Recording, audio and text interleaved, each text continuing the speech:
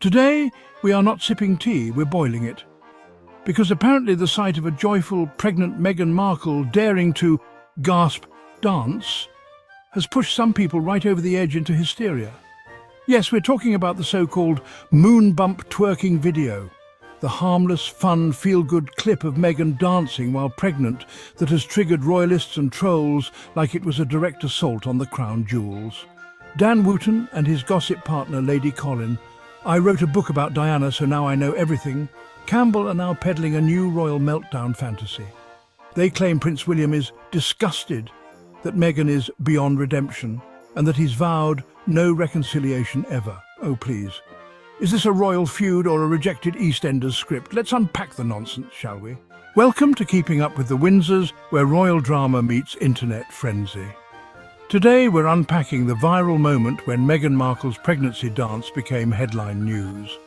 What should have been a joyful human moment turned into a battleground of truth versus delusion. Why did a simple dance spark outrage, wild theories and endless debate?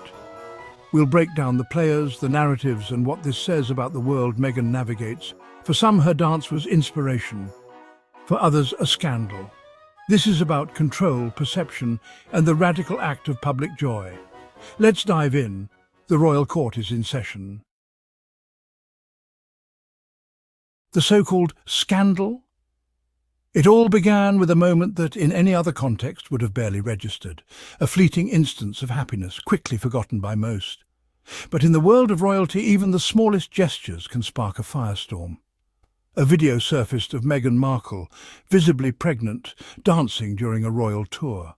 She was simply enjoying herself, moving to the music, her face lit up with genuine joy as she connected with the people around her.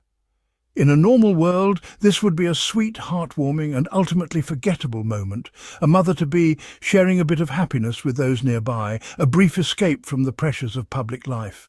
But in the royal media universe, where every move is scrutinized and every smile dissected, it quickly escalated into a full-blown crisis. Critics like Dan Wootton and Lady Campbell wasted no time. They pounced on the footage, labelling Meghan's dance as undignified, inappropriate and attention-seeking, words that echoed across morning talk shows and tabloid headlines. The narrative spun by these commentators was relentless. Meghan's joy, they claimed, was not genuine but a calculated performance, a deliberate violation of the unspoken rules that govern royal behaviour. The reality, however, was far simpler. A woman danced, she smiled, she enjoyed a rare moment of freedom in the public eye. Yet the story that was sold to the public? A national emergency? A breach of decorum so severe it demanded endless analysis and outrage? Words like vulgar and inappropriate were thrown around with abandon, transforming a simple dance into a mountain of controversy, fueling heated debates and divisive headlines. The formula was clear. Take Meghan's normal human actions, filter them through a lens of bias, and amplify them with manufactured outrage until the original moment is lost. In the end, her happiness wasn't the point, it became the problem. Her ability to find joy, even briefly, was seen as a threat to the established order. For her critics, a joyful Meghan is more unsettling, more provocative than a silent or subdued one. Her happiness challenges the narrative they wish to maintain, and so a simple dance became something much bigger, a declaration of war in the ongoing battle between Meghan and the press, a symbol of how joy itself can be weaponized. If you thought the outrage over Meghan Markle's dance was wild, just wait until you hear about the next level of speculation that took over the internet. Enter the so-called Moonbump theory, a bizarre and persistent rumour that took on a life of its own in online forums and social media groups. In some of the darker corners of the internet, people began to claim that Meghan faked her pregnancy, suggesting she wore a prosthetic belly to fool the world. Every single move she made, every candid photo snapped by paparazzi was picked apart and analysed for so-called evidence of a fake bump. Online sleuths scrutinised her outfits, her posture, even the way she walked, convinced they could spot a slip-up. The infamous dance video became their Exhibit A. No pregnant woman would dance like that, they insisted, ignoring the fact that many expectant mothers celebrate with joy and movement. This wasn't just idle gossip. It was a cruel, deeply misogynistic conspiracy designed to strip Meghan of her motherhood, her dignity, and even her basic humanity.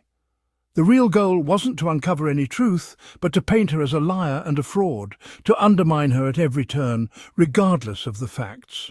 This relentless campaign wasn't about seeking answers. It was about dehumanizing her, fueling a cycle of suspicion and cruelty that no amount of evidence could break. Imagine trying to enjoy your pregnancy while the world debates whether your baby bump is even real, facing constant scrutiny and public doubt at every step. What was meant to be a joyful moment, a simple dance, was twisted and weaponized, used as so-called proof of a wild and baseless delusion. For some people, no amount of evidence, no matter how clear, will ever be enough to change their minds. The conspiracy lives on, fueled by those determined to believe the worst. Let's apply the "what if Kate did it" test. If Kate Middleton danced while pregnant, headlines would gush, "Adorable, relatable, modern princess." Meghan does it? Vulgar, disrespectful, attention-seeking? The double standard is glaring. Kate's actions are charming, Meghan's are scandalous. Meghan's confidence is called arrogance, her joy performative. The same gestures, cradling a bump, laughing, being herself, are praised in one, condemned in the other. This isn't just about personality, it's about bias. Meghan, as a biracial American woman, broke the royal mold. The criticism isn't about her actions, it's about her identity. The dance wasn't the problem. Who she is was. The royal establishment still hasn't reckoned with that truth. Meghans Scrutiny is about more than royal protocol. It's about how society polices women, especially black women. She's expected to be perfect, humble, strong, but never too joyful. Every move is analysed, every emotion questioned. For Meghan, the microscope is global and relentless. Criticism is often coded in racism and sexism, difficult, demanding, too political. Black women's joy is policed more harshly. Society is more comfortable with their struggle than their happiness. Meghan's dance was a rare, radiant moment of joy, and for some, that was the real offence. Her happiness disrupts the narrative built to keep her small.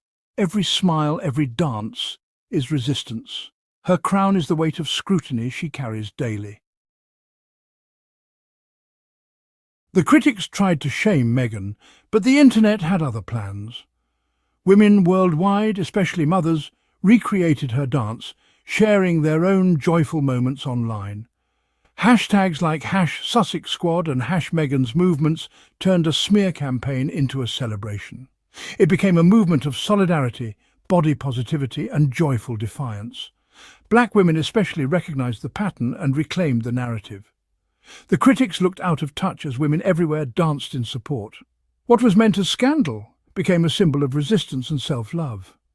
The power of collective action flipped the script. Meghan's dance became more than a dance, it became a superpower, and women everywhere found that power within themselves. So, what's the takeaway? In a world that often tries to dictate how we should act, especially when we step outside the lines, it's easy to feel pressured to shrink ourselves. But the real lesson here is about choosing joy, even when it's unpopular. The outrage was never about a dance. It was about control and discomfort with a woman who won't fit the mould. When someone refuses to conform, it unsettles those who are invested in the status quo. Meghan's refusal to apologise for her happiness challenges the very foundation of their expectations. Critics obsess over Meghan's joy while ignoring real issues. They focus on her smile, her laughter, her freedom, as if those things are somehow threatening. But in reality, their fixation reveals more about their own insecurities than about her actions. Their campaign is losing steam as more people see it for what it is: baseless bitterness. The louder they complain, the clearer it becomes that their arguments are empty, fueled by resentment rather than reason. Meghan's dance is a symbol of resistance and self-acceptance. It's a reminder that joy can be an act of defiance, a way to reclaim your narrative and celebrate your individuality no matter who's watching. Your happiness isn't up for debate. Your self-expression isn't a scandal. You have the right to celebrate your wins, to move through life with confidence and to shine, even when others tried to dim your light. Her dance was a declaration: I am here, I am happy, and I won't apologize. It's a message to anyone who's ever felt pressured to hide their joy. You don't owe anyone an explanation for your happiness. Let this inspire you.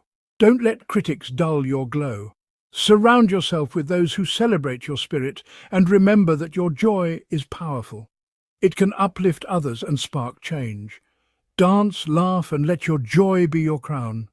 Wear it proudly, knowing that your happiness is a gift, not just to yourself, but to everyone around you, because a life lived in fear isn't living at all.